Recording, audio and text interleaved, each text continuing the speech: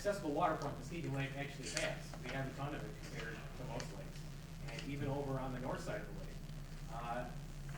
And part of it, and it's because of all the industry that was on the lake. And yeah, it was kind of unfortunate that they were there and they polluted so much, but it actually gives us a great opportunity for when we redevelop this to get access to that lake, because if those were homes that were built on there 100 years ago, we'd all be out of luck. Also adding a public fishing pier down here as well, so we just see this as a great opportunity in addition to the lake. Moving down to the Bluffton district, we talk about the intersection improvement, which we're actually planning for right now. The critical dune area, like I said, the city has taken over management of that, so we've already completed that task. Something that would be very useful here, probably most important in this district, is the bike lane and the connection, and working with the Windward Point development to get that bike lane off of the road. So we know there's going to be a big development there. It's a great opportunity, not just to get public access to the lake, but to get this bike path off of the road. And we do this here with a crossing right around here. Also, when we're developing Windward Point, to line up the neighborhood or the streets with how the existing rail already works. This is the Beach Street intersection, something that we're already planning for. And springtime? Yeah. Could be spring or fall. Spring or fall? Not in summer. Get ready for the traffic circle. I love traffic circles. I think they're great. I think this is long overdue, so we'll see how that works, and I'm pretty optimistic for it. Windward Point, obviously the big redevelopment project in this area. We got to work with some world-class planners and development groups for working on this project, so they came up with a great plan. And if you want public access, they really could have done a better job for that. Now, we don't know for sure. The potential developers are going to follow this exact plan, but they have a great template to work from. And this project is just another great example of how we can use redevelopment to get lake connections. This has been zoned industrial for 100 years, and we've had absolutely no access to it at all. So anything that we get is going to be a positive, but we don't want to settle for just minimal. We want quality connections or amenities. And there's nothing public now, this is just a plan, so.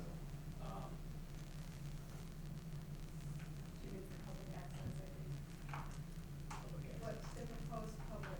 Oh yeah, this is all, everything but this, all of this is publicly accessible. So, Like shoreline? all these shorelines, there's, I would say it's probably over 80%. Like walkways? Yep, Yeah. walkways, So all those are types of all public things. streets within. Yes, yes. I believe they're gonna be public streets, right? I guess we haven't really got to that point, It's not but, going to be a gated community. yeah, so it's not gonna be everything- gated. If it was private roads, they would have public easements over them. All right, let's keep going because we got, you have 6 minutes. A lot of stuff to discuss. But another thing I want to point out is we're trying to get creative with our zoning. And like I said, we require 50% accessibility on our residentially zoned PUDs. We don't have anything set for what we're going to do here, but instead of just asking maybe 50%, we're starting to get creative and think maybe there's better ways to do that. Maybe instead of saying give us 800 feet of a trail, which we already have miles and miles and miles of, wouldn't it not be better to have a beach and some kayak launches and some fishing piers?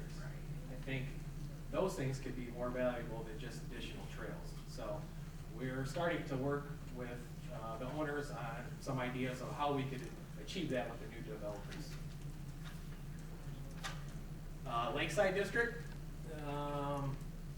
Let's see, we have the enhanced streetscapes, which is underway right now with the streetscaping project. Some recommendations for kayak launches at Grand Trunk, fishing improvements.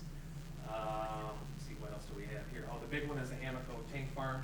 We're working with Kathy on some shoreline softening and restoration on that. And this is just another good example of how we can work with developers to get public access. Because now we have the path there, but it's pretty much a contaminated site. You don't want to go beyond that fence, and it's just going to stay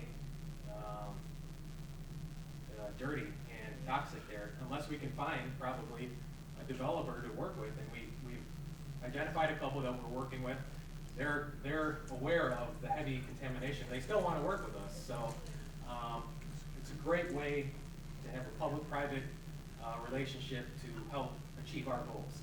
So just because there's going to be private development on it doesn't mean we can't get something out of it. And one of the great ideas, I think, is the switchback trail here, which this whole region right here, very close to the lake, but you gotta walk or drive pretty far to get down to the lake. So if we had some type of switchback trail to get down here onto that site, once we get it cleaned up, would be great. This is a rendering out of here for the tank farm. This is actually pretty close to some of the renderings we've seen. So we see the bike path would not go away, it'd just be reconfigured. We get all this cleaned up, and there would be a marina and still publicly accessible.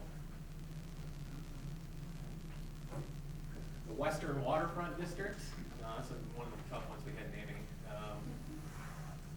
We have a great opportunity here. 50 acres of privately held land, already has a bike path on it, so that's not something we have to try to require, but maybe we should start thinking about other ideas of what we want as the public on this site. They've already done a good job providing that, but I'm sure there's other connections or amenities, especially out here on this property. So this could be a great development. We're seeing this area being cleaned up from industrial, so that's great for the lake. The rail, that's something that's kind of inhibiting a lot of projects. So we're looking into that. It's going to be very costly. It's not easy working with the railroads, but it's a major focus for the city to get the rail from here all the way down to Sappy removed. It's not even really being used anyways, so that's one of our major goals. The Mart Dock, we've been working with them, and they were very involved with this project. And they know that sometime in the future it's going to be right for mixed-use development.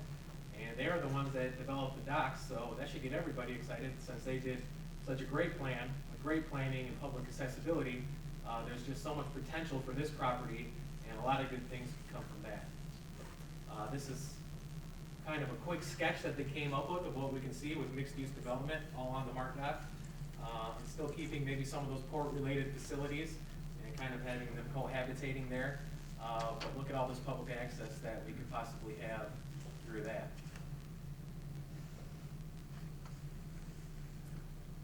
This is Hard Shore Marina. I just wanted to point this one out. Some people have been talking about, we have a plan, why aren't we following it? We are, and this is a good example of it. Basically, we had privately held land over here and a city-owned vacant parking lot that had weeds growing in over here. We have the bike path and the marina, but those are staying. Matter of fact, all we're seeing is improvements. This bike path right about here is flooded almost all year long. And one of the requirements for approval on this was that they have to elevate this bike path. So you can see that improvement. And this is where the drive is going to come in to go down to Hart Shore. And there's actually going to be a public sidewalk on there. So that'll be better for accessibility as well. Central Waterfront District, again talking about the rail, possibility of transient docks out here. This is out where the hotel is. We've talked with the owner here. He's been interested in this. I don't know if we could have it off of this little peninsula, but we've even looked at plans of having a docking area coming off of this. So the developer is interested in it, and it's a possibility that we could see some docks down there. City's also working with the Mart Dock on a potential land swap where we could acquire the 3rd Street dock right here. We'll look at the plans here in a second. And then Harbor 31, we want to see that developed. We looked into it for cruise ship docks, but we determined that's probably not really feasible there. But we're working on a connection. We have the boardwalk there, but there's really no way to get to it. So whenever this gets developed, we're going to have to work with them to make sure that people know that they can get out to this boardwalk. So this is a rendering that Jamie Pesh in our office, he's an architect, he's our urban designer, this is his role with the city. So the city's looking at acquiring this land, and we have so many cruise ships that are coming in the next couple of years, we don't have a place to dock them all. So we're kind of in emergency mode of what we're gonna do. This opportunity presented itself, and we think this would be a great way to get another cruise ship dock for the largest cruise ship that they offer here. And also transient docks and shopper docks. So this would be the best place that we could have them because downtown is right here. So it'd be a great way for boaters to be able to come down, park there for a couple hours and experience downtown. So this project would add 1,200 feet of publicly accessible shoreline at the large cruise ship dock, shopper docks, fishing piers out here, which would actually get you out into deep water. Potential for a soccer field out here in this grass area. In an amphitheater, we have a lot of festivals at Hackley Park and Heritage Landing. We have a few festivals that are kind of intermediary where they're looking for a mid-sized place to go, and this would provide something like that. And then there's opportunity for mixed-use development down here, and this is where we see Pigeon Hill's new building, so we can start to see some momentum connecting from downtown down here up to the brewery and then up to this kind of marina district here. A big part of this area is also the intersection repairs.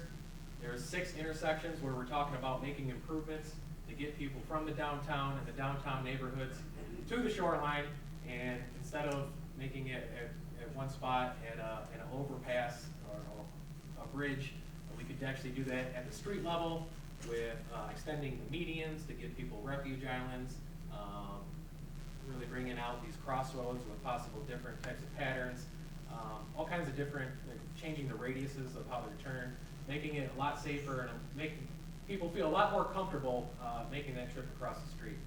And the city's also, it's not mentioned in here, but we figured, yeah, all these access points are great, but I think the biggest thing is that's just too big of a road separating our downtown and our waterfront. You don't see the type of traffic on it needed to justify it. We've already had conversations with MDOT about possibly bringing this down to back to a 2-way street instead of a 4-lane highway. So we're starting to explore that now. And the last district is the Port Innovation District. Not a ton going on down here, but this is the area in our master plan that we've had for the past 25 years where we've said we want to get all the shipping and the aggregate and all those uses down to the east end of the lake. So we're kind of just reiterating that. We got new owners down here at the former power plant, and there's possibility for some habitat restoration down here, but still encouraging shipping, maybe some agro industry. And we also have Richards Park down here as well. It's kind of tough to get to, so there's some ideas. Right here we have for a bike path, connection to the Lake Trail down here and up down Marquette to restripe and have dedicated street bike paths that would get you down in the Jackson Hill neighborhood, down to the lake shore and down to the park. So how can you participate? We have these plans, and they're really based on public input. So please attend the public workshops. We're updating our master plan now. We had some workshops with the neighborhood organizations in the spring, and we're writing the plans now, and we're going to have some draft plans next spring. So it's very important that people participate. If you had ideas,